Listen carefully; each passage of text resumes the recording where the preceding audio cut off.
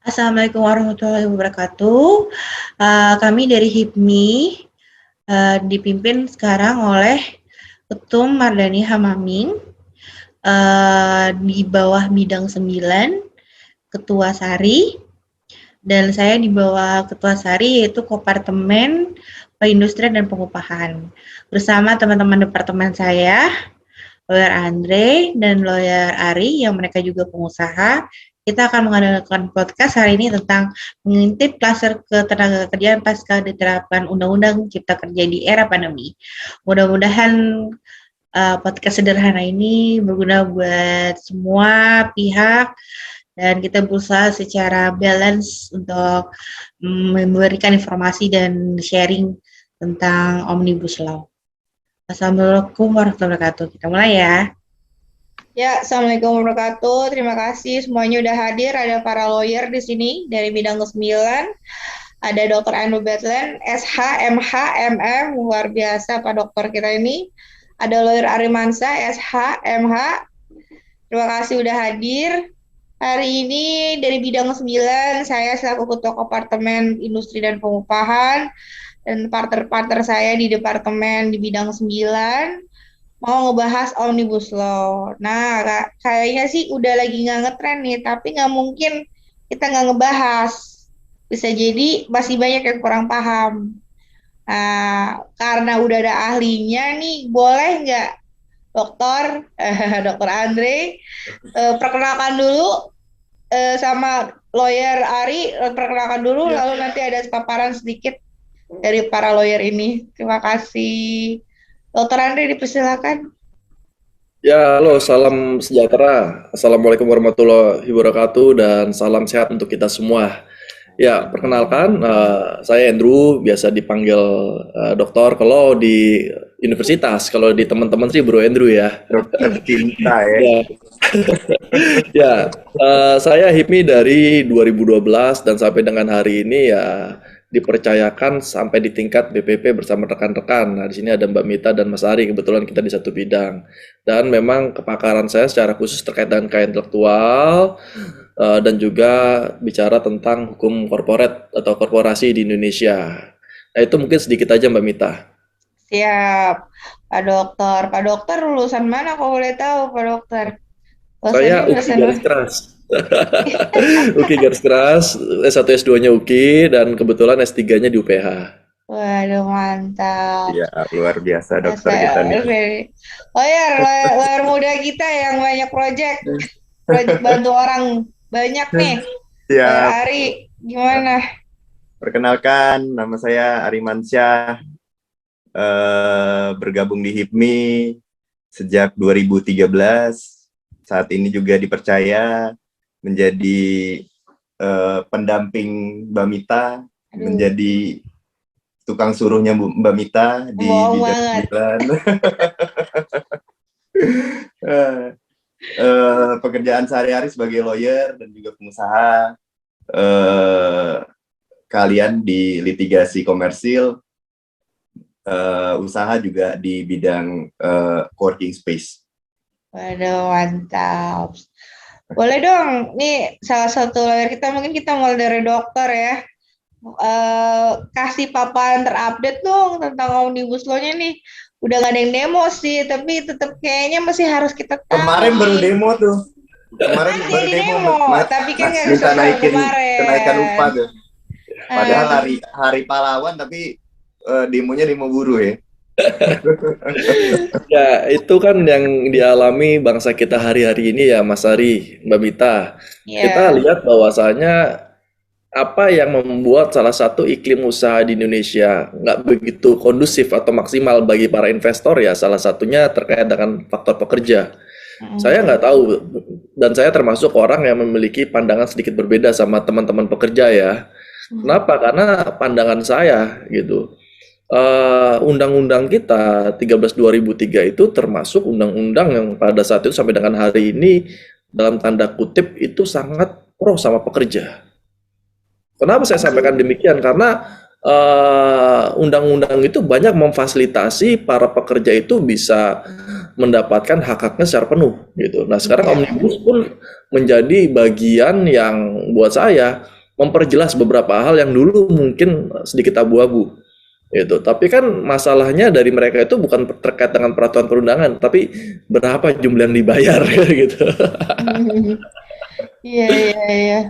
Makanya butuh penjelasan dari dua pihak ya. Selama ini kan kayaknya yang bisa bersuara, ya mungkin kita malu-malu juga gitu ya, dari pihak buruh gitu ya. Dan sejujurnya kalau balance ya harusnya dari pihak pengusaha, supaya karena buruh nggak bisa kerja kalau nggak ada pengusahanya, pengusaha butuh buruh gitu. Jadi mungkin kali ini kita balance ya, insya Allah ya, terutama dari sisi pengusaha karena kita dari HIPMI, dan mudah-mudahan ngertiin sama para pekerja sehingga tetap kolaborasi gitu.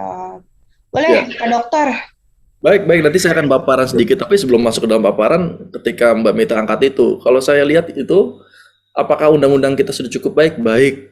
Cuma memang implementasinya, kan saya sampaikan ya, implementasi terhadap peraturan perundangan itu mungkin nggak semua pengusaha mentaatinya. Mungkin ada sebagian kecil yang enggak, tapi dampaknya luas dan diterapkan kepada seluruh pengusaha Indonesia. Ya, jadi langsung kayak semuanya itu di blacklist ya, satu tumbak, susu rusak sebelah enggak gitu kan. Betul. Jadi kita gitu dilihat, jadi kita kayaknya kapitalis banget gitu ya. Wah, pokoknya semua demi usaha. Enggak.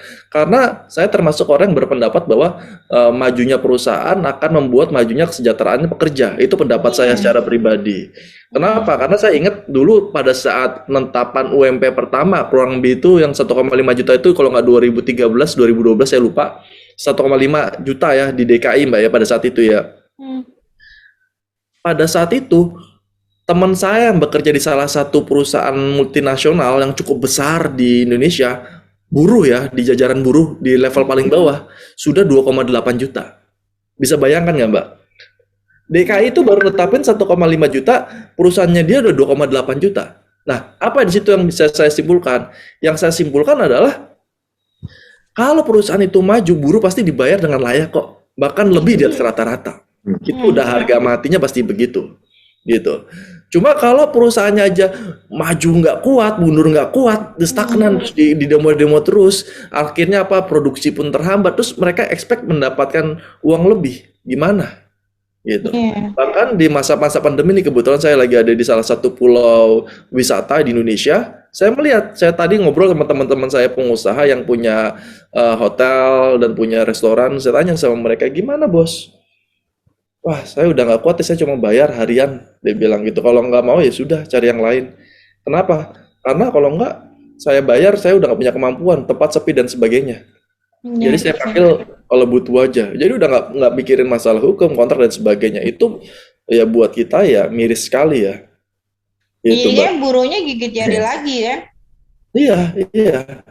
Itu yang kita mendapat pandangan bahwa hubungan antara pengusaha dengan buruh, dulu buruh ya, sekarang dimasukkan dalam kategori pekerja. Hubungan antara pengusaha dengan pekerja itu simbiosis mutualisme. Saling membutuhkan dan saling menguntungkan. Itu. Dan saya termasuk tadi seperti Mas Ari, ketika kita bergabung di HIPMI, pasti kan kita juga punya usaha ya. Saya juga punya anak usaha, juga ada beberapa. Ada satu unit usaha saya, memang saya udah sampaikan sama anak-anak saya, unit usaha yang ini tujuannya saya nggak komersil banget gitu. Kenapa? Karena toh sampai hari ini saya nombokin setiap bulannya nggak kecil, saya bilang. Tapi untuk menjalankan ini supaya mereka bisa dalam tanda kutip bisa terus hidup gitu. Dan saya nggak memaksa mereka tetap bekerja sini, mereka bebas untuk bekerja di mana aja. Tapi buat saya punya sebagai pengusaha, saya punya tanggung jawab dan kewajiban untuk mensejahterakan semaksimal mungkin sebisa saya, kan gitu. Artinya saya nggak akan bisa mensejahterakan di luar kapasitas saya. Kalau sampai di luar, artinya nanti yang mendarat nggak cuma perusahaan aja, saya juga mendarat, kan kita juga nggak mau begitu. Nah, oleh karenanya saya sampaikan sama mereka, sorry, bukan saya nggak mau membayar lebih dan sebagainya macamnya. Ya kamu bisa lihat keuntungannya, kamu bisa lihat bagaimana penghasilannya, dan kamu bisa nilai sendiri. Tapi cita-cita saya adalah saya pastikan kalau yang lain potong gaji, saya nggak pernah potong gaji. Gitu. Terus yang kedua, saya pastikan kalau yang lain misalnya dirumahkan, saya nggak rumahkan. Terus yang ketiga, rugi nggak rugi, kalau yang lain misalnya kalau rugi nggak dibayar, saya tetap bayar kamu secara konsisten. Walaupun mungkin nggak besar, tapi itu hati saya untuk bikin kamu sejahtera. Tapi saya pastikan lagi kepada mereka, saya bilang, kalau saya sejahtera, nggak mungkin kamu nggak saya buat sejahtera. Gitu. Ini mirip gak sih kayak dulu tuh aku tuh pernah ke Silicon Valley kan ya, dapat award dulu waktu sebelum jadi ketua HIPMI Bandung. Ya, gue belum perkenalkan diri ya. Gue HIPMI dari 2007, terus 2012, 2015 ketemu Bandung, habis itu Jabar, habis itu ke pusat. Nah, lu tuh pernah ke Silicon Valley, gue nanya, jadi gue lo nih ya, intinya, kok nggak ada yang mau produksi di Indonesia lo, gini-gini lo, gini deh. Terus dia buka apps, I better go to Vietnam, dia bilang gitu kan. Aku better ke Vietnam itu, zaman itu ya, belum ada kenaikan UMP gila-gilaan ya, karena biasanya caleg-caleg itu suka janjiin naikin buruh kan, karena voter mereka lebih banyak daripada voter kita gitu kan.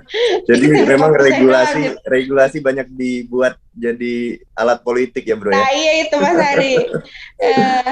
Jadi akhirnya ya udah banyak yang pindah, dan akhirnya pernah juga ikut dulu sebelum ketemu kita jadi menteri BKPM, saya ikut ke Laos. Nah di situ di Laos tuh jauh lebih murah lagi gitu, dan produksi sampai apa segala macam mereka lebih milih di sana gitu kan ya.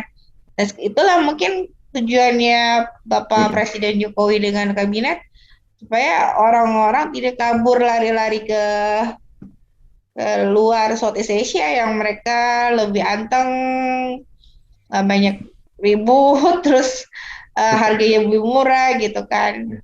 Tapi Jadi, memang dari semua karena masalah banyak ini yang menjawab permasalahan yang dipaparkan sama Mas Andre ini, jawabannya memang di UU CK, Undang-Undang Cipta Kerja Omnibus Law ini, gitu kan. Nah, karena memang banyak yang mengatakan bahwa Undang-Undang Cipta Kerja ini berpihak kepada pengusaha, ya kan.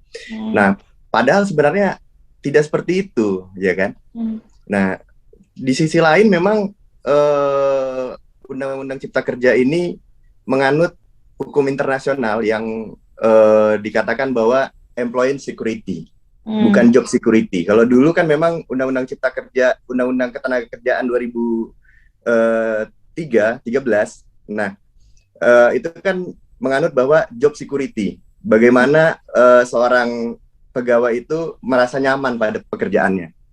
Nah, tapi sekarang di Undang-Undang Cipta Kerja ini lebih mencondong kepada employment security. Jadi pekerja itu di samping memang undang-undang itu mengatakan bahwa adanya easy to hire, easy to fire, gitu kan? Easy to hire, easy to fire kan artinya dengan mudah kita merekrut, dengan mudah juga pengusaha itu mengganti posisi di karyawannya, ya kan? Nah, jadi kan persaingan dari para pekerja ini akan lebih tinggi. Nah, tapi ini akan membuat iklim usaha jadi lebih baik.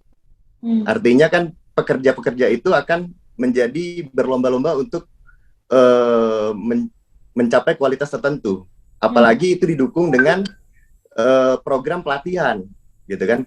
Jadi pemerintah juga memberikan program pelatihan di dalam Undang-Undang Cipta Kerja ini. Yang pertama itu misalnya jaminan kehilangan pekerjaan. Nah, jaminan kehilangan pekerjaan itu salah satunya adalah pemerintah itu memberikan insentif kepada pihak yang di fire gitu kan, yang dikeluarkan untuk mendapat pelatihan pekerjaan, gitu kan. Nah, pelatihan pekerjaan ini aja ya. Benar, gitu kan. Jadi walaupun dia di fire, gitu kan, dia digantikan posisinya. Nah, tapi dia tetap dibina oleh pemerintah. Dia dibina untuk dilatih skillnya, dilatih kompetensinya, dan di situ juga mendapatkan dana untuk kebutuhan dia dalam waktu 6 bulan. Nah, jadi itulah yang menganut sistem employment security.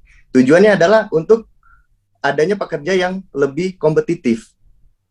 Gitu. Jadi kan kebanyakan mungkin kilas balik ke undang-undang yang lama yang menganut job security, pegawainya itu merasa nyaman dengan pekerjaannya, yang pada akhirnya dia tidak ingin mengasah lagi kemampuannya. Iya, iya. Gitu kan, yang pada akhirnya pengusaha tidak juga dapat hasil pekerjaan yang meningkat gitu kan. Nah, disinilah peran Undang-Undang Cipta Kerja untuk menjawab persoalan itu gitu. Oke. Pak Dokter, ada yang mau disampaikan secara slide mungkin sambil ngobrol kita tanya jawab? Boleh. Nanti kita akan slide pada saat dekat akhir aja Mbak. Sekalian kita ngobrol ya, supaya nanti kita lihat. Pemanasannya ini udah mulai warming up nih. Iya dong. Paling nggak kita berharap kan sahabat-sahabat teman-teman pengusaha, teman-teman HIPMI yang melihat atau menonton kita punya video podcast sederhana kita ini bisa mendapatkan pemahaman yang baru gitu ya. Tapi selain itu juga ketika podcast ini dipublikasikan juga harapan kita apabila ada mungkin calon pengusaha atau mungkin pekerja yang menonton juga memiliki wawasan baru supaya pikiran kita nggak sempit tapi lebih luas gitu ya. Nah, saya melihat bahwa Indonesia itu saat ini itu memiliki jumlah penduduk yang nggak sedikit, kurang lebih 260 juta lebih. Dan diperkirakan tahun 2030 sampai dengan tahun 2040 Indonesia akan memiliki bonus demografi. Apa yang dimaksudkan bonus demografi? Di mana jumlah penduduk usia produktif antara 15 sampai dengan 64 tahun itu lebih banyak. Artinya bagaimana? Kalau jumlah usia produktif ini tidak tersalurkan dengan baik energinya, itu akan meningkatkan yang namanya kejahatan. Nanti ada satu teori hukum yang mengatakan bahwa peningkatan kemiskinan selalu beriringan dengan kejahatan. Ya. Nah, kalau kita melihat ke arah situ, artinya apa? Peraturan perundangan terkait dengan ketenaga kerjaan pun harus bisa menyesuaikan dengan jumlah penduduk kita, dengan adat istiadat kita, dengan kebudayaan kita, dan kondisi perekonomian kita. Makanya saya termasuk orang yang cukup keras berpendapat bahwa bukan jumlah UMP atau upah minimum ditingkatkan, tidak. Tapi bagaimana negara harus bisa hadir untuk menekan yang namanya inflasi, gitu kan? Iya, kalau naik terus, barang juga naik, itu sebenarnya angka kosong kan? Jadi kalau inflasi naik, gaji naik ya kejar-kejaran terus sampai tiap tahun naik terus, nggak jelas kemana arahnya. Gitu. Jadi ada nih saudara PNS kan, dia bilang dulu PNS itu pensiunnya pas 1,5 juta gitu kan. Dan zaman itu dia beli rumah apa gitu 1 juta 2 juta gitu ya, atau pas 1,5 juta yang reses gitu ya. Jadi pas 1,5 juta tuh di otak dia gede gitu. Pas nyampe dia pensiun ternyata itu sama dengan UMR gitu kan, di umur 5 gitu kan. Gak beda jauh sama gaji resepsionis, padahal PNS-nya mungkin udah sampai salon sekian gitu kan ya. Iya. Ya kan artinya kan memprihatinkan ya. Makanya saya termasuk berpendapat bahwa negara harus hadir paling tidak menyediakan beberapa kebutuhan masyarakat yang pasti dibutuhkan apa saja. Saya melihat tuh ada paling tidak ya ada 3 hal. Yang pertama pendidikan. Penting bahwasanya kalau kita mau masuk ke dalam bonus demografi, tapi tanpa adanya pendidikan mencukupi, kita nggak akan memiliki tenaga kerja profesional. Akibatnya apa? Mereka hanya akan menjadi tenaga kerja kasar. Nah itu pelatihan, mungkin saat ini kita udah sama-sama kenal ya, ada namanya BNSP itu baik sekali. Tinggal bagaimana memaksimalkan sumber daya ini untuk mau mengikuti. Kenapa? Karena ini bukan harus dorongan dari pemerintah saja, tapi dorongan dari masyarakat juga. Itu pendidikan. Terus yang kedua adalah kesehatan. Sektor kesehatan itu sektor yang paling menghabiskan uang banyak. Kita semua pasti senang ya nyari uang banyak ya. Gitu. Tapi ketika sakit berapa uang bisa kita habisin? Tempo hari saya masuk rumah sakit itu karena sakit satu dan lainnya 10 hari kurang lebih hampir 110 juta. Apa nggak mulus-mulus gitu kalau nggak punya duit?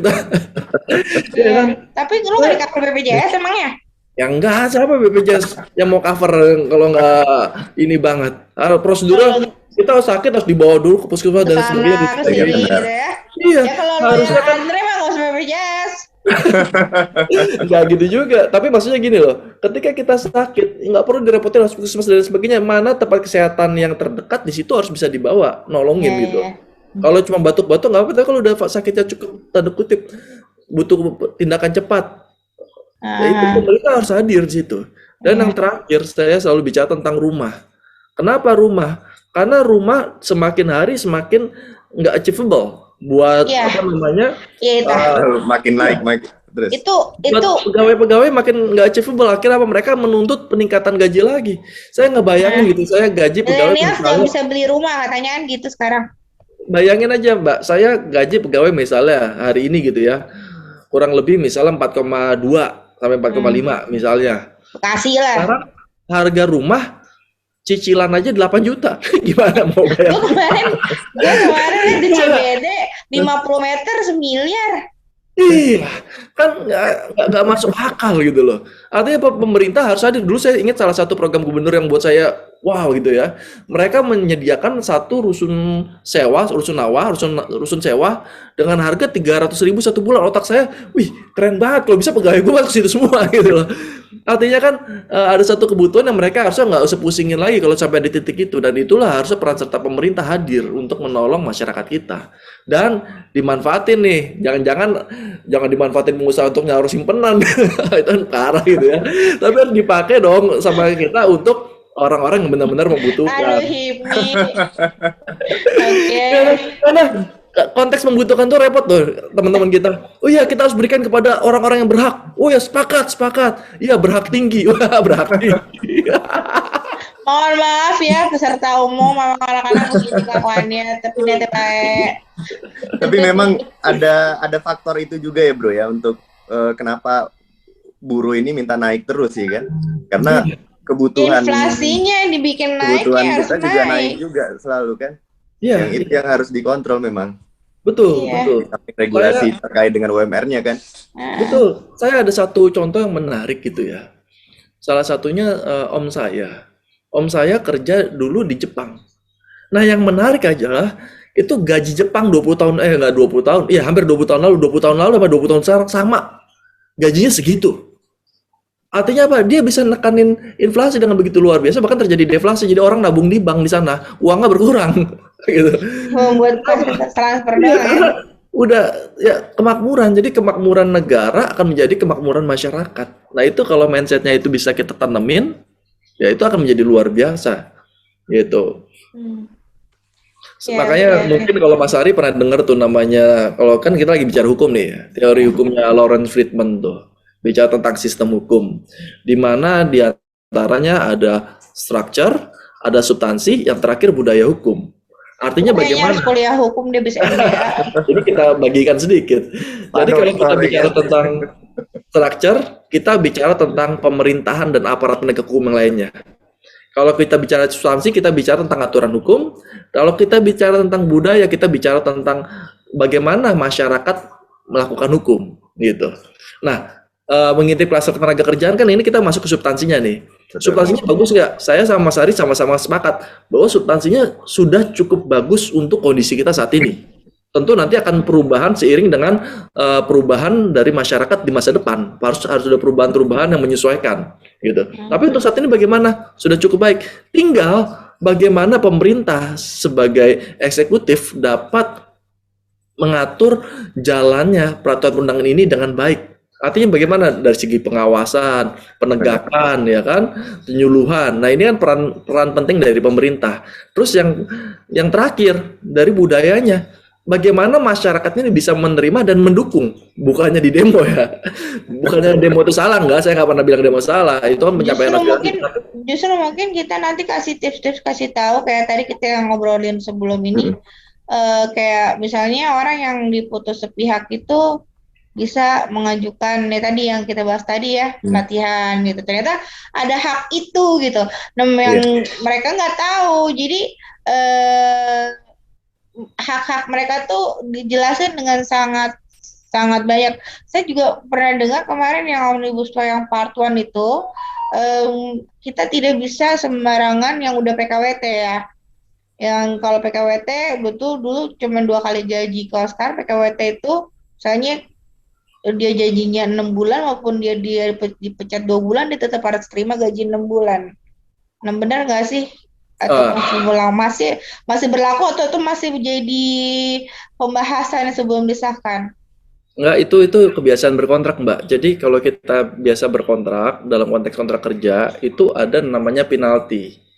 Jadi pihak yang menghentikan kontrak di tengah jalan dulu ya, dengan kebiasaan dan kesepakatan bersama, pihak yang menghentikan harus menanggung gitu ya. Sisa dari masa kerja, misalnya yang menghentikan pengusaha, nah pengusaha pada saat itu harus menanggung. Sampai 6 Dia bulan itu dia harus misalnya. bayar 7 bulan gaji. Kenapa dia dikontrak selama 12 bulan? Itu biasanya di dalam klausulnya ada begitu. Kenapa saya pernah lihat itu dulu, saya pernah mereview satu kontrak kerja dari salah satu perusahaan perbankan. Kenapa dia harus kenakan penalti gitu kan? Karena pada saat mereka accept pekerja, mereka melalui proses yang panjang dan ketika pekerja itu mulai bekerja, 3 bulan mereka akan spend biaya untuk pelatihan yang nggak sedikit. Jadi bisa bayangkan kalau 3 bulan itu habis itu dia bulan keempat, bulan kelima tiba-tiba menghilang, berapa kerugian perusahaan pada saat itu. Tapi nanti kita Oh akan iya gali lebih gitu. dalam. Tapi ini dibalik Dre, kemarin tuh pembahasannya kalau dia udah kontrak 12 bulan, dia baru 4 bulan dipecat, itu si pemberi usahanya tuh kudu bayar sampai 12 bulan. Bener Iya, nggak iya. sih?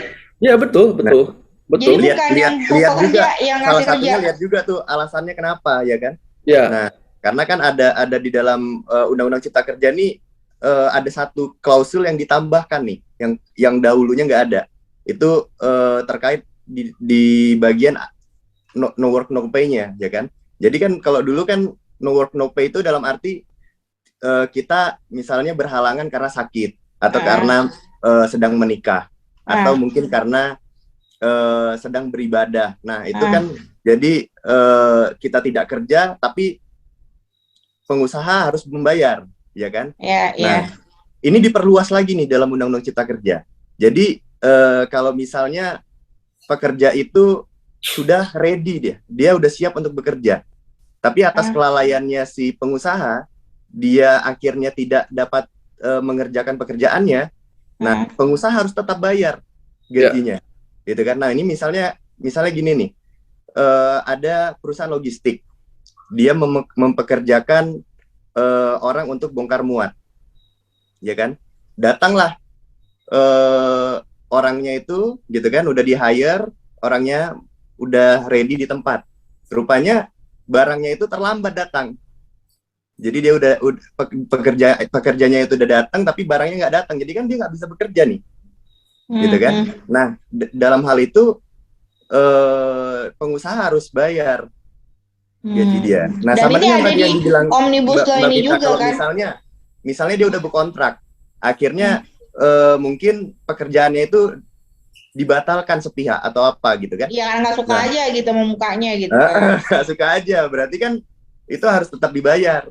ya. Ya, Itu ya. salah Alasan yang satu, dicarikan, benar, cari-cari itu gitu. itu salah satu klausul yang ditambahkan di dalam Omnibus Law. Nah, Jadi kalau misalnya dibilang tidak berpihak kepada pekerja, ya sepenuhnya sebenarnya tidak bisa dikatakan nah, seperti itu juga gitu. itu Ya, ya. para pekerja catat ya, buruh-buruh dan para pekerja yang middle up, white collar, apapun itu semua. Nah, tagih itu pengusaha yang Tapi hati-hati begitu juga untuk pengusaha, pengusahanya ya. Ya kan? tiba-tiba Ya kan? ditagih ya. Kan kunci-kunci kayak gini kan nggak didengar sama yang demo kan ya, ya. Kuncian ini hanya didengar oleh lawyer. Kalau katanya Sari, hubungi di bawah ini. Mungkin di bawah ini, jika sudah tahu hak Anda dan ternyata bosnya nggak mau bayar, hubungi logo-logo di atas ini. Tuh, tuh. Nanti tinggal bagi-bagi dah. Yang penting dibayar. Oke, Oke. lanjut.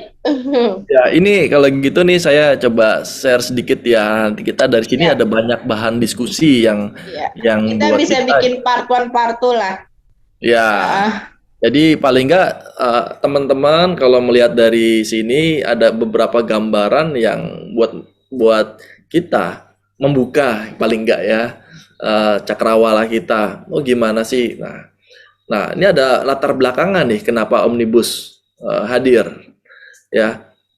Jadi sejak kehadiran Undang-Undang Cipta Kerja, salah satu klaster yang menjadi krusial dan menarik ada perhatian masyarakat adalah klaster ketenaga kerjaan. Saya masih ingat ketika ini pertama kali dicanangkan untuk diundangkan, bahkan ketika diundangkan, wah demonya luar biasa, demo untuk mencabut melalui Perpu, gitu ya. Karena saya nggak tahu ada provokasi dari mana, di mana hampir semua orang berdemo, quote and quote, ditanya, ngerti nggak Omnibus Law? Agak ngerti. Ya, karena saya ingat masuk TV gitu, salah satunya itu anak STM, wah, mundurkan cabut Omnibus Law dan sebagainya. Padahal dia bisa nuntut kayak yang tadi ya, Mas Lawyer Ari bilang gitu ya. Iya. Mereka nggak ngerti. Padahal lahirnya undang-undang ini ada urgensinya. Dan urgensinya ini sudah dilihat dan sudah diprediksi dari pemerintah dari jauh hari sebelumnya, mungkin sejak tahun 2010 gitu ya. Dan semakin jelas ketika kita masuk ke dalam bonus demografi yang seperti saya sampaikan 2030-2040. Makanya kemarin saya dengar ada rencana akan ada Omnibus Law jilid kedua, ini kan jilid pertama ya. Apa urgensinya? Yang pertama tentunya untuk memperluas lapangan pekerjaan dan mengurangi angka pengangguran. Kedua, meningkatkan daya saing pencari kerja dan meningkatkan produktivitas pekerja. Makanya di dalam Omnibus kita menyelaraskan juga dengan MEA. Kan kita sudah meratifikasi Masyarakat Ekonomi ASEAN ya, atau kita kenal AEC ya. Kenapa? Karena ada kurang lebih ada 9 klaster yang akan bertukar tenaga kerjanya. Terus yang ketiga, memajukan perlindungan kesejahteraan para pekerja. Seperti yang tadi di awal sudah diangkat sama Mas Ari dan saya di awal-awal minta tanyakan juga. Dan terakhir, meningkatkan ekosistem investasi dan kegiatan berusaha di Indonesia. Tadi di awal-awal Mbak Mita bilang kan, oh teman-teman saya pada bergeser, ada yang ke Laos, gitu. Teman saya ada yang ke Vietnam, ada yang ke Kamboja. Pertanyaan why? Apa kurangnya kita? Apakah tenaga kita kurang pintar atau kurang apa?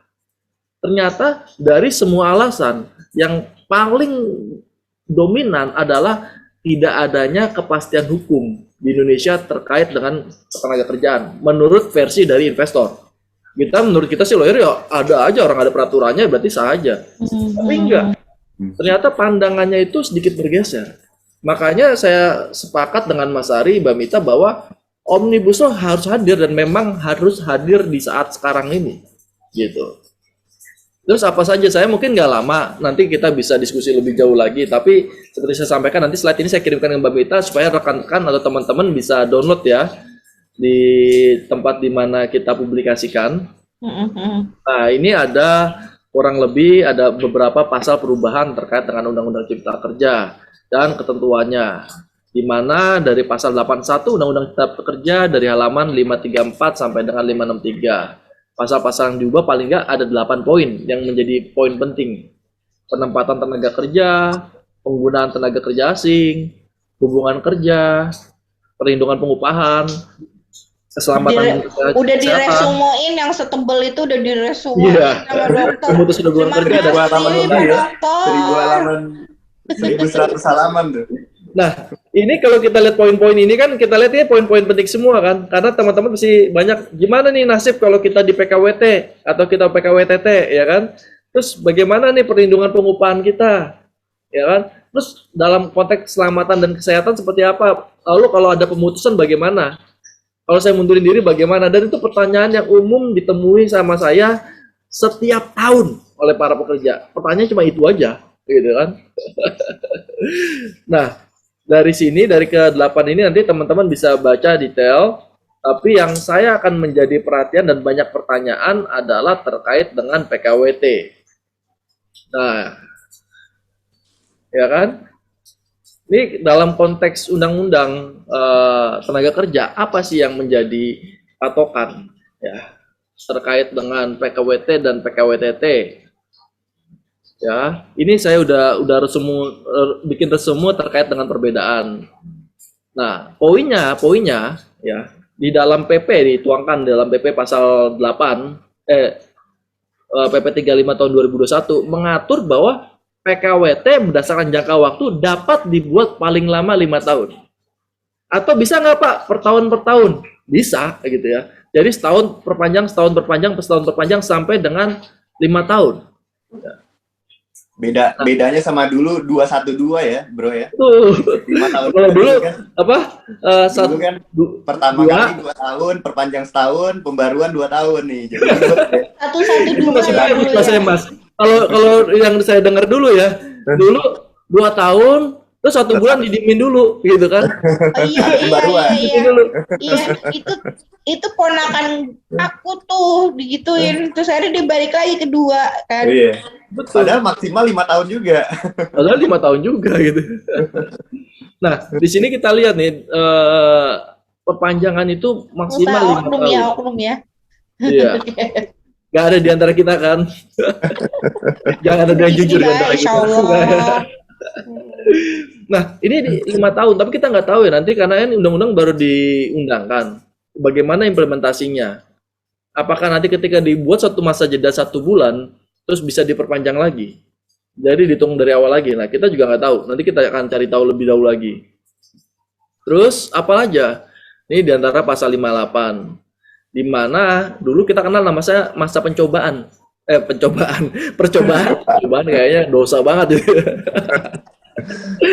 Jadi ada pemisahan antara PKWT dengan percobaan.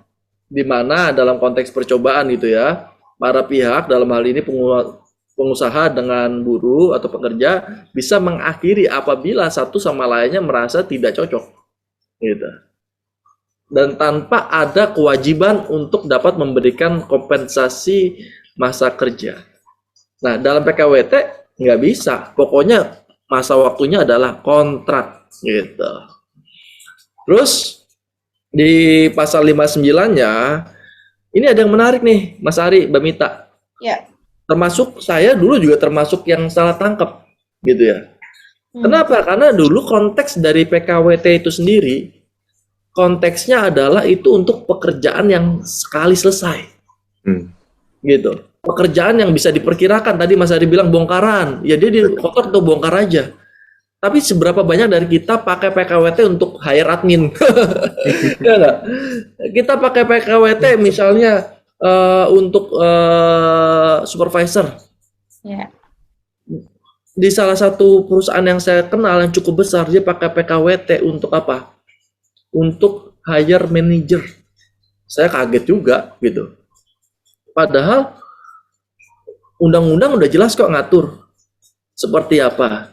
Nah, karena saya penasaran gitu ya, saya tanya sama Disnaker, teman-teman, saya telepon, terus dia bilang, Mas, kalau Mas buka PP-nya baca pelan-pelan, dulu memang terbatas, tapi karena kita melihat kebutuhan dari dunia usaha, akhirnya tidak dibataskan kepada hal tersebut. Jadi PP 35 2001 itu memperluas. Akhirnya disimpulkan oleh mereka secara implisit dapat dipergunakan oleh semua jenis pekerjaan. Ya masuk akal gitu ya. Kenapa? Karena nggak semua pengusaha dapat mampu menanggung yang namanya terkait dengan uang-uang apa aja, ada uang pensiun, terus ada uang pensiun tuh sebutnya. Uang ini apa? Uang selesai. Ya ada kerja atau ada beberapa hal itu di bawah itu.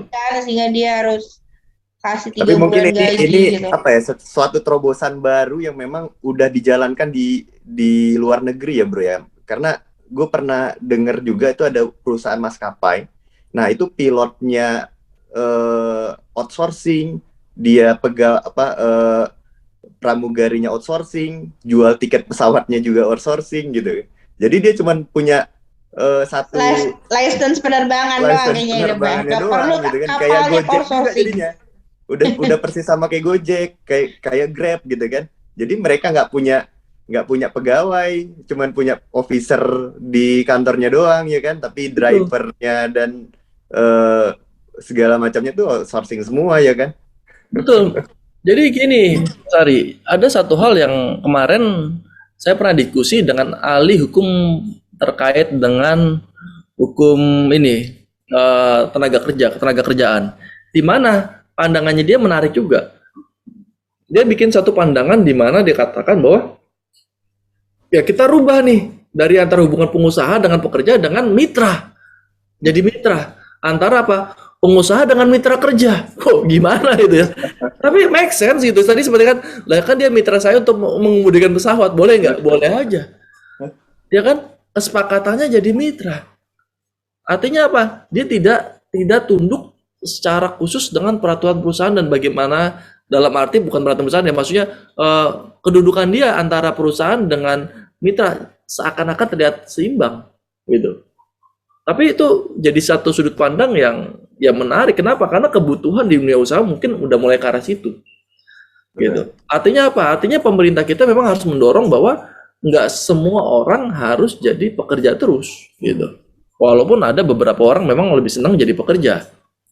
Nah ini kita balik lagi nih, Mbak, sedikit lagi nih. Jadi ada ketentuan. Terus pasal 61-nya, ya? Dokter Andre, ini bisa nggak sih termasuk para pekerja kreatif? Jadi kayak gini, kan salah satunya dia outsourcing pekerja kreatif karena dia tidak terikat dalam satu perusahaan yang itu ya. Jadi kan ibarat kata dia bisa double job dong. Misalnya malamnya gitu ya. Apalagi kalau nggak salah di Omnibus Law ada yang per jam gitu ya. Kayak misalnya dia punya, anggaplah perusahaan IT, dia UI UX, ya kan? Dia buka juga skill dia di people hour. Tapi kalau dia terikat satu perusahaan, dia memang harus mengikuti itu doang, dia nggak bisa have another kreatif atau mengembangkan diri lebih lagi, ya nggak sih sebenarnya? Iya. Makanya kondisinya gini, Mbak. Hubungan antara pengusaha atau bahasa saya pemberi kerja dengan pekerja itu dasarnya adalah kontrak kerja. Dan kontrak kerja karena nih aturannya ada lex spesialis ya, di mana dia tunduk dengan undang-undang tenaga kerja gitu kan, junto undang-undang cipta kerja yang baru. Di situ kita bisa melihat bahwa ada hal-hal yang memang diatur secara khusus dalam kontrak kerja tersebut.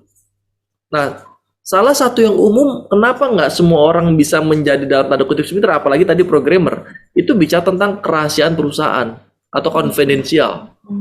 Kenapa? Karena dalam satu usaha, terutama IT, misalnya, bayangkan Mbak kalau punya tenaga IT untuk perbankan, nggak mungkin. outsource. Tapi kalau side UI UX masih boleh lah ya. Iya, di situ kita melihat banyak gitu. Tapi balik ke sini nih, Mbak. Yang penting dari ini apa sih yang jadi highlight utama dari PKWT yang dari tadi kita udah diskusikan bersama dengan Mas Ari juga, adalah terkait dengan sisipan pasal nih, di mana ada pasal 61 dan pasal 62 disisipkan 61A. Dalam hal PKWT berakhir, pengusaha wajib memberikan uang kompensasi kepada pekerja atau buruh. Tuh, siapa tuh yang sering minta sama bosnya?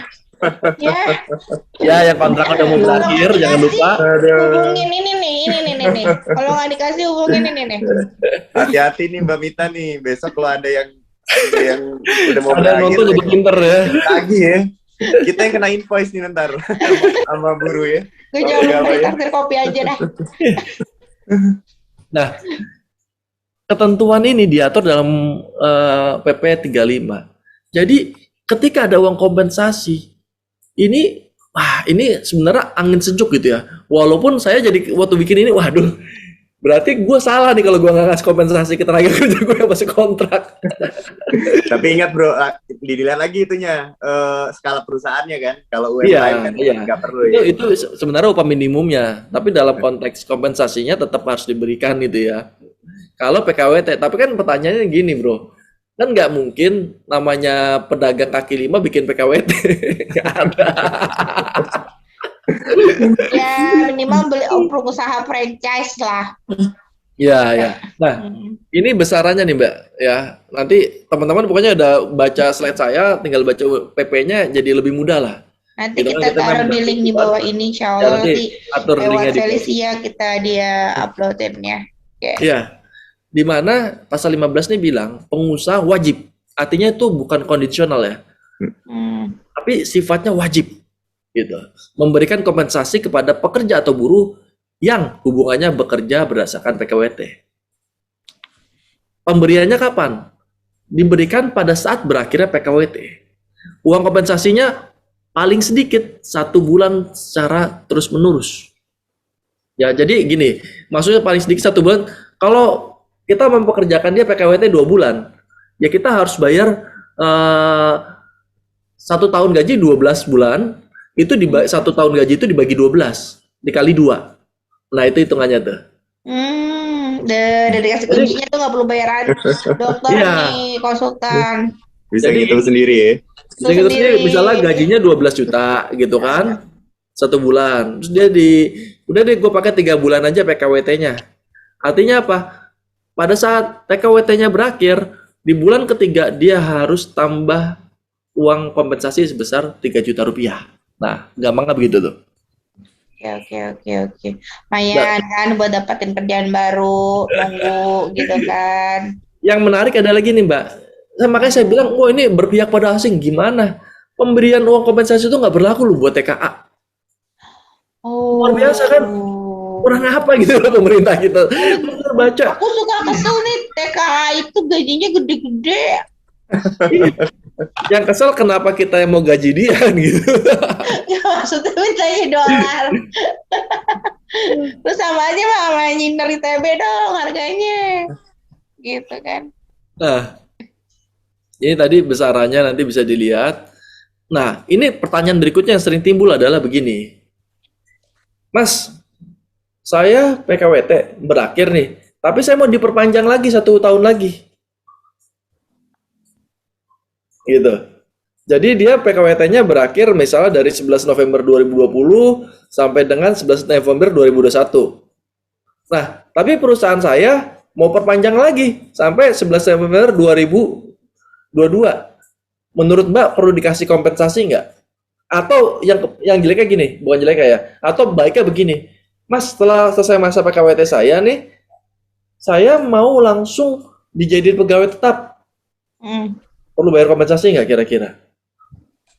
Ya kalau langsung jadi pegawai tetap ya udah sih gitu ya, udah nggak perlu kompensasi. Tapi harusnya gimana nih ceritanya nih? Nah, peraturan perundangan menyebutkan bahwa berakhiran PKWT itu harus tetap dibayarkan kompensasi.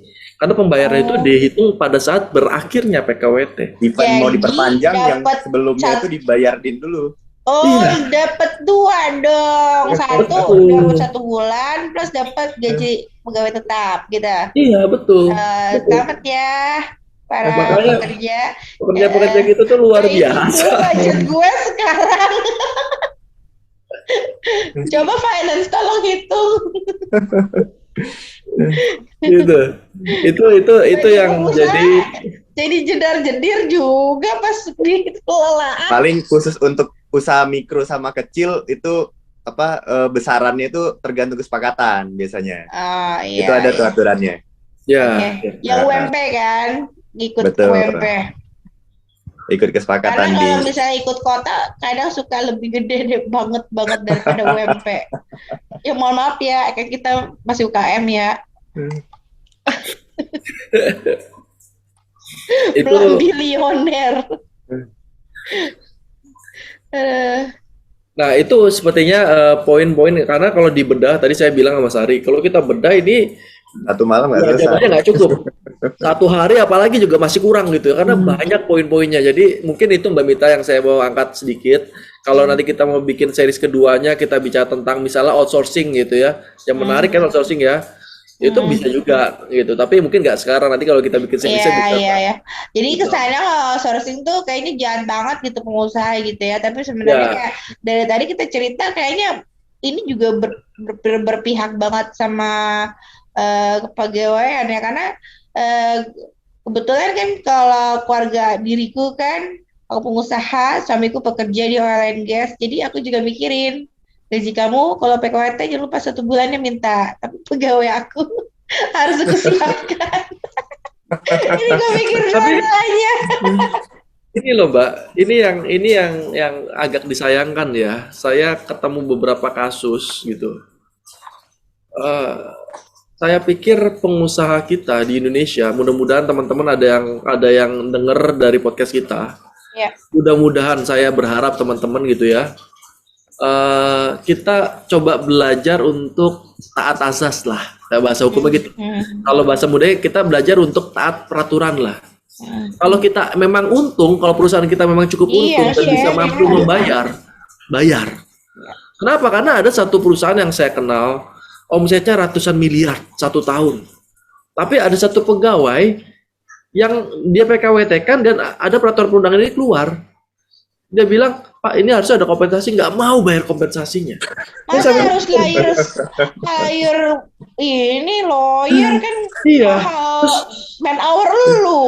Jadi yang kita kasihan gini, kalau dia misalnya tekan gitu ya, dia takut namanya jelek, terus ketika dia lamar tempat lain dia takut nggak diterima. Iya, jadi kayak blacklist Betul. tim ya. Makanya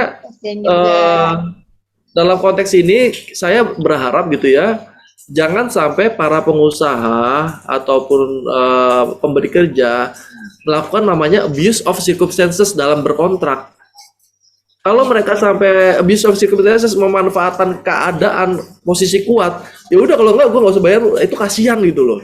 Iya, Kalau mampu bayar. Kalau kecuali Ini memang salah satu kondisinya alasan buruh akhirnya memperjuangkan haknya di jalanan juga, bro. Iya. Iya. Kecuali memang susah, kondisinya lesu dan nggak bisa ya nggak apa-apa gitu kan, diskusi aja. Kalau nggak salah waktu lagi THR kemarin boleh dikasih kesempatan, kalau nggak salah waktu Bapak Presiden bilang karena nggak bisa bayar THR boleh pengusaha tuh ngutang. Itu kan bagus ya. Jadi ibaratnya nggak ada tapi dia punya catatan tertulis buat ke pegawainya. Artinya certain point gue bakal bayar tapi nggak sekarang gitu kan. Daripada malah nggak ada apa-apa kan. Ini ada ceritaan lagi nih Mbak Mita nih. Ya. Saya punya teman gitu ya. Aduh, kalau saya ngeliat saya ngus dada gitu. Ketika COVID kemarin masuk, perusahaannya memang terdampak.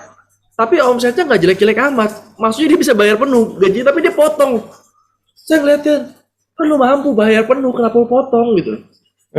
Iya, ya. Harusnya dalam konteks peraturan perundangan seperti disampaikan Mbak Mita tadi, ketika dia potong, misalnya gaji saya 10 juta, dipotong nih jadi 5 juta. Selama berapa lama? 12 bulan. Ketika masuk ke bulan Januari berikutnya, itu yang 12 bulan itu 5 juta itu harus dibayarkan kepada saya sebagai hutang gitu. Walaupun lo ada harga murah nggak sih buat para pegawai yang kasihan ini? Kalau Mas Ari ada harga ini LBH-nya nggak ya? Kayaknya kalau mereka yang ngomong sendiri susah deh. Jadi memang regulasi itu kan udah bagus ya. Tapi memang dari pelaksanaannya dan pengawasannya nih yang memang perlu. Iya, dan mungkin juga buruh mesti banyak koordinasi sama kita pengusaha yang UKM tapi baik, insya Allah gitu ya. Jadi kita bisa ngasih pengertian dari departemen dan departemen penelusuran dan pengupahan ya. Jadi kita mau balance gitu keuangan, mikirnya gue langsung kebuat bayar PKWT. Terus balance bahwa pengusaha bisa mudah dapat investasi dan kejaminan untuk dapat pekerja sehingga kita juga bisa dapat partner dari luar negeri juga mudah, tapi juga para pegawai juga diberikan haknya gitu, semuanya juga happy gitu kan. Jadi negara happy, negara juga tidak menjadikan negaranya inflasi yang besar-besaran sehingga ini naik. Jadi semuanya berkontribusi menjadi satu kekuatan nation Indonesia gitu ya, penuh gitu. Karena ya nggak bisa dibilang apa yang kamu tanam itu yang kamu tuai. Mungkin temen lo sekarang happy tuh, tapi lihat aja ntar kan itu berlaku ya hukum malam ya. Ya, itu makanya saya selalu sampaikan. Terus gimana solusinya kalau buat saya gitu ya? Ya pekerja atau serikat pekerja dalam perwakilannya harus mengerti dan berkomunikasi dengan manajemen. Kalau mereka mampu ya bisa aja. Tapi jangan kita karena kita memanfaatkan dalam tanda kutip masyarakat, masa yang cukup banyak karena mereka serikat dan sebagainya akhirnya melakukan upaya-upaya yang membuat jalannya produksi itu terhenti, itu justru berakibat kepada semakin buruknya kinerja perusahaan untuk dapat mampu membayar mereka. Menyedihkan. Iya, jadi Pak, ya udah lo rese, ya udah gue juga rese, ya udah gue rese, jadi nggak jadi gitu kan. Kalau yaudah kita ngopi bareng udah bos kan masih untung, gimana nih gitu kan? Betul. Nah kalau untuk para pengusaha, untuk teman-teman pengusaha, Kalau memang cukup mampu memiliki kapasitas untuk dapat membayar dengan baik, bayar aja. Gitu kan, saya yakin kita sebagai pengusaha punya perhitungan dong, nggak asal-asalan. Ini saya tutup dengan satu ini, Mbak. Nanti dari saya mungkin nanti tambah dari Mas Ari. Jadi ada satu kejadian, ini kejadian nyata, Mbak. Saya nggak usah sebut perusahaannya. Tapi saya disebut nanti kita di band. Tapi adu somasi kan capek juga. Jadi saya mengambil satu karyawan dari perusahaan ini, Mbak. Perusahaan ini cukup besar. Saya nggak usah bergerak ke bidang apa karena kalau saya sebutin tahu. Cukup besar, tapi perusahaan itu rugi, Mbak. Perusahaan itu rugi, tapi perusahaan ini cukup besar. Perusahaan itu cukup besar karena dia punya grup di Singapura. Jadi grup Singapura dipikir, ya udah deh, saya ngasih kamu deh kayak semacam tanda kutip gitu buat bahasa saya perpuluhan. Udah deh, yang penting kamu jalan aja, anak-anakku gajian aja, gitu. Dan itu setiap bulan grup dari Singapura itu nabung 500 juta era itu, nabur, nggak dapat untung dari perusahaan ini. Dia nabur aja. Tapi ada 1, 2, 3 pekerja, Mbak, yang nggak puas. Dia pengen dijadikan tanda kutip manajer. Oh enggak nih, lu nggak cocok jadi manajer gini. Dia ada demo sama direksinya, terus kontok-kontokan. Dan akhirnya apa? Akhirnya gini, yaudah deh, perusahaan dari Singapura ini bilang, grupnya, daripada gue sibuk-sibuk pusing sama ini pekerja model begini, udah deh, bayarin aja pesangonnya semua. Digituin, Mbak. Selesai dong semuanya. Iya, saya bayar setiap bulan 500 juta, daripada saya bayar terus setiap bulan 500 juta. Saya mending bayar udah berapa sisanya? 5 miliar. Ya udah 5 miliar penting beres ya. Udah deh gue udah main lagi tuh. Iya, padahal dia punya kemampuan untuk nggak akan bangkrut, nggak akan berkurangan untuk nabung 500 juta setiap bulan. Akhirnya apa, Mbak? Memang pada saat itu berhasil gitu seolah-olah ya. Dapat ada tanggung 100 juta, ada tanggung 200 juta dan seterusnya. Tapi Mbak sampai hari ini sebagian besar yang demo-demo itu susah dapat kerja. Kenapa? Bayangin usia udah 45 tahun. Iya. Harus diingat orang itu nggak bisa lagi start karir itu di 35, 37 itu udah harus stop karir karena mulai lagi di 40s itu nggak mudah gitu kan. Jadi jadi pengusaha juga kan nggak mudah ya. Jadi mereka harus jumping switch otaknya juga masih berapa derajat tuh 180 gitu. Jadi kasihan. Betul, Mbak. Jadi nggak dapat apa-apa, boncos rame-rame gitu kan. Di situ saya bisa sampaikan begini, bahwasanya antara hubungan pengusaha dengan pekerja itu hubungan simbiosis, saling mengerti.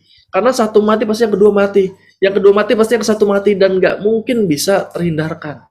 Oleh sebab itu kita harus berpikir bersama bahwa kesejahteraan pengusaha adalah kesejahteraan tenaga kerja. Kesejahteraan tenaga kerja adalah kesejahteraan jalannya usaha. Nah, itu dari saya, Mbak. Sebelum gua COVID, ini gua curhat dikit ya. Gua tuh kesel banget sama orang IT gua. Kan ceritanya udah gua kasih gaji gede-gede tuh karena ngikutin yang lain ya di salah satu startup gue yang alhamdulillah udah exit. Terus gua mau naikin gaji dia kan gitu ya. Bang, nggak usah Mbak, kenapa? Saya udah mau di interview Bukalapak. Waduh, gue cuma mau jadi tempak doang. Nih orang pada belakang. lagi.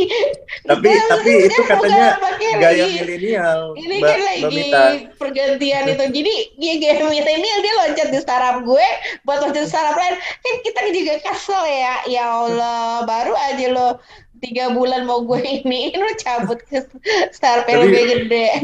Budaya milenial mulai seperti itu kayaknya Mbak Mita. Jadi mereka lebih apa ya? Lebih melihat pekerjaan itu bukan untuk mencari uang, tapi yang mana yang mereka anggap nyaman. Padahal sebenarnya ya itu semua proses ya. Kalau mereka mau mencari itu semua, akhirnya kan nggak ketemu yang nyaman gitu kan. Kalau diganti-ganti mulu yang salah kan dianya gitu ya. Tapi juga sih ya kita tahu sih yang gede-gede tuh siapa gitu kan. Tapi kan masa kita disamain sama yang di sono gitu kan.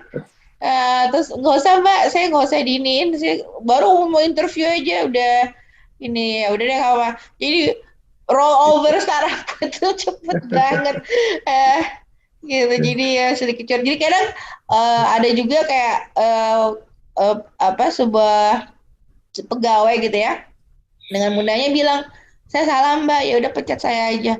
Ya gimana ya, kita tahu ya kan dia tinggal mundur ya, tapi kan dia ngambil resiko kita yang boncos rame-rame satu company kan, nggak cuma dia tapi teman-temannya. Jadi kalau jadi pekerja juga ngerasa harus responsibel dan tidak gampang kabur gitu, karena kayak dengan mudah ya karena mungkin karena startup kan banyak yang anak muda ya, mungkin yang aku nggak tahu ya gitu. Jadi akhirnya kita mesti mulai lagi nge-coaching yang baru gitu kan. Jadi emang harus virus pasti motivasi juga gitu. Terus kadang ada yang double job gitu ya, double jobnya jadi wirausaha gitu kan. Iya, jadi Tapi orang jadi tapi dua ini gitu. perlu juga nih diketahui sama pekerja yang suka lari-lari kutu loncat lah istilahnya ya. Jadi apa namanya, memang Undang-Undang Cipta Kerja kan memang lebih ke easy to fire, easy to hire kan. Nah, Iya, tapi fasilitas-fasilitas yang diberikan itu seperti jaminan kehilangan pekerjaan, jaminan pelatihan, jaminan uang tunai ketika tidak ada kerja itu tidak didapatkan bagi orang yang mengundurkan diri atas kemauan dia pribadi. oke. Jadi ya Itu itu penting tuh. benar-benar. Ya. Ya itu tuh jelasin lebih lanjut sedikit mungkin lawyer Ari. Jadi intinya dari pemerintah itu memberikan fasilitas Nah, kalau dia gimana ceritanya? jadi ada fasilitas tuh namanya jaminan kehilangan pekerjaan. Hmm, Nah, jaminan kehilangan pekerjaan itu adalah jaminan ketika apakah memang perusahaan itu kan sekarang kan ada hal yang baru nih. Hal yang baru yang diperbolehkan tuh perusahaan itu mem-PHK atas dasar perampingan gitu kan, ya, efisiensi ya, karena mengalami kerugian ya, gitu ya, kan. Baik itu dilanjutkan dengan penutupan perusahaan ataupun tidak. Jadi ketika perusahaan ini ingin efisiensi dari segi pembiayaan gitu kan karena ada kerugian, nah dia bisa merampingkan dari jumlah pekerjaannya, dari jumlah pekerjanya, gitu kan. Nah, di situ pemerintah memberikan ruang jaminan kepada pekerja yang dipecat, gitu kan. Nah, jaminan itu adalah jaminan kehilangan pekerjaan. Jaminan kehilangan pekerjaan itu ada 3. Jaminan uang tunai, gitu kan. oke. Nah, jaminan uang tunai itu 45% dari upah dalam 3 bulan. Nah, 3 bulan selanjutnya itu 25%. Nah, itu selanjutnya ada jaminan akses lowongan pekerjaan. Jadi Oh, pemerintah juga memberikan info lowongan pekerjaan kepada mereka yang dipecat. Nah, selanjutnya pemerintah juga memberikan pelatihan pekerjaan. Pelatihan pekerjaan itu untuk meningkatkan kompetensinya, kredibilitasnya, yang akhirnya dia untuk mendapatkan pekerjaan selanjutnya dari pengusaha juga nggak usah khawatir. Ini orang di perusahaan yang lalu dipecat nih dari historisnya. Nah, tapi kan dalam beberapa bulan setelah dia dipecat kan itu dia udah dibina training, iya, oleh pemerintah. Dia udah iya, mengikuti training, dia udah iya, mengikuti iya. kapabilitasnya. Jadi Jadi kita sebagai pengusaha juga nggak perlu khawatir gitu kan dengan dispensasi second chance historis dia buat sebelumnya. dia gitu kan. Gitu. Dan mungkin juga nggak ada ya kalau kalau gue mungkin karena gue startup kecil ya nggak sebesar Bukalapak, jadi nggak ada yang gue pecat sih. Yang ada mereka gue bilang Jadi lebih ya baik. itu Ya gue bagi berdoa buat orang mereka lebih yang baik, gue kutu berdoa loncat mereka tuh dapat perlu lebih baik. diperhatikan gitu kan. Lebih mendingan kita bertahan di satu perusahaan, kita besar bersama-sama perusahaan yang kecil itu gitu kan, daripada dia keluar sendiri, akhirnya dia juga di tempat yang baru juga belum tentu lebih baik ya kan, akhirnya dia nggak dapat apa-apa tuh. Iya, Gitu. kadang aku juga mikir ya ini sedikit sedikit cerita ya. Orang tuh kan mikir kita pengusaha muda tuh gampang. Ya, dokter Andre ya, dokter Andre udah jadi dokter, lawyer, pengusaha, macam-macam gitu ya. Nggak mudah kan Pak ya. dosen. Pak dosen juga gitu ya. Mas Ari proyeknya banyak banget di usia yang sangat muda, bukan proyeknya kasus ya atau apa tuh ya intinya itu. Nah jadi apa namanya dipikir tuh mudah gitu ya, aku tuh kadang suka kesel gitu sama, bukan kesel ya, gue agak mau ngasih harapan tidak lebih gitu ya PHP, tapi nggak enak juga ngerendahin semangat dia gitu ya. Kadang Mbak, aku mau ngundurin diri di umur dia yang 36 7. Saya mau mulai usaha, saya ngeliat, oh iya gitu. Yakin gitu, saya bilang gitu kan. Soalnya gimana ya, apa namanya kan, ya dia pikir kan kita kan mulai dari muda banget nih ya. Lu 20-an masih dokter, waktu itu juga dari 20-an, gue udah dari 19-an gitu kan. Ya udah jemplak-jempliknya baru masih kelihatan muda karena kita udah sebenarnya udah start duluan gitu kan. Itu jadi nggak mudah juga. Jadi kadang ini juga berlaku sama PNS ya menurut aku ya. Kadang mereka udah harusnya ini sedikit kritis juga, eh, bekerja untuk mengabdi sebagai pekerja ya, yang tadi yang kita bilang harus seimbang antara pekerja segala macam, terus mereka bisnis di tengah-tengah jam man hour mereka gitu. Itu kayak nggak fair gitu, ambil kenyamanan sebagai pekerja tapi tidak mau beresiko sebagai pengusaha di jam kerjanya. Ya saya nggak bilang semua PNS seperti itu, tapi ada oknum lainnya seperti itu. Jadi ya poin hari ini mungkin balance antara pemberi usaha dan yang memberi, yang bekerja untuk kepada pemberi usaha. Mungkin hari ini seperti itu ya. Ya, Mas Ari tadi, Ya. lawyer kita, Pak Dokter Andre, Dokter Ari, lawyer Ari. Belum, bentar. Bentar lagi.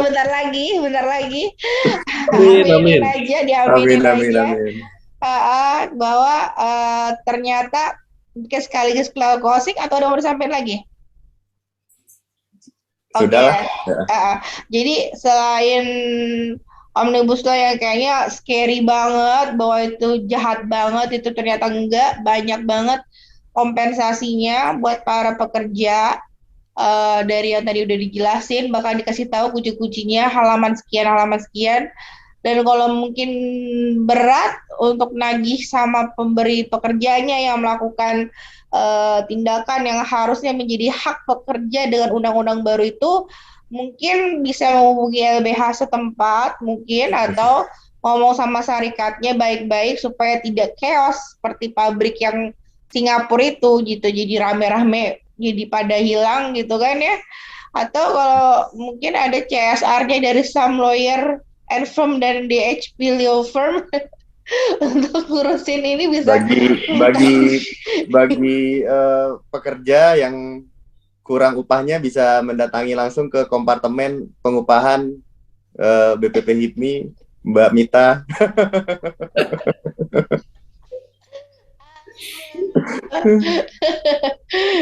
Iya, mudah-mudahan saya bertambah usahanya sehingga bisa meng-hire lebih banyak pekerja gitu. Amin. Amin. Dan lawyer Ari, lawyer Andre yang alhamdulillah hatinya sangat baik hari ini membela dua pihak, tidak hanya satu pihak sebagai pengusaha dan pihak juga para pekerja. Jadi supaya understanding, saya setuju dengan Dr. Andre, tidak hanya pengusaha juga dengan pekerja, tapi pemerintah ya harus jaga inflasi ya. Kalau enggak harga naik sama aja dapatnya segitu. Kayak duit 10.000 kemarin dapat telur 2, sekarang 14.000 dapat telur 2 juga. Jadi kayak gak berubah gitu ibaratnya gitu kan. Gaji naik tapi kebutuhan naik juga ya. Ya kayak gitu ya. Kira-kira seperti itu. Sekarang harga rumah RSS akan naik sampai 155 juta karena besi naik ya. 2 RSS tuh mulai dari 25 juta ya. Sekarang udah RSS 155. Harus nyicil berapa itu yang UMR ya. Seperti itu. Jadi mungkin ya mudah-mudahan dengan podcast sederhana kita ini saya memberikan inspirasi. Terus kita juga cari damai lah ya. Dan cari solusi utamanya kayak gitu ya. Kira-kira. Dan terima kasih kepada para pemberi kewenangan Bapak Presiden kita, Bapak Jokowi dan Wakil Presiden Ma'ruf Amin, dan para kementerian, Disnaker, Kementerian Tenaga Kerjaan, Dinas Tenaga Kerjaan yang udah menggodok Omnibus Law ini, dan MPR DPR yang sudah mengetok. Dan mudah-mudahan ini terus konsisten, siapapun yang nanti terpilih, dan kalaupun ada perubahan adalah perubahan yang lebih baik. Kira-kira kayak gitu ya. Amin. Amin, amin. Ada closing statement lagi? Sudah. Sudah. Terima kasih lawyer Andre, lawyer Ari, lawyer muda kita, 20s, kasusnya ratusan miliar. Amin. Amin, amin. Amin. Ya udah. Mudah-mudahan damai semuanya. Oke. Kalau gitu, assalamualaikum warahmatullahi wabarakatuh. Alhamdulillah alamin. Salam sejahtera semua. Sampai jumpa di podcast berikutnya di bidang 9 Departemen Perindustrian dan Pengupahan dan Departemen Perindustrian dan Pengupahan. Dadah semuanya. Assalamualaikum.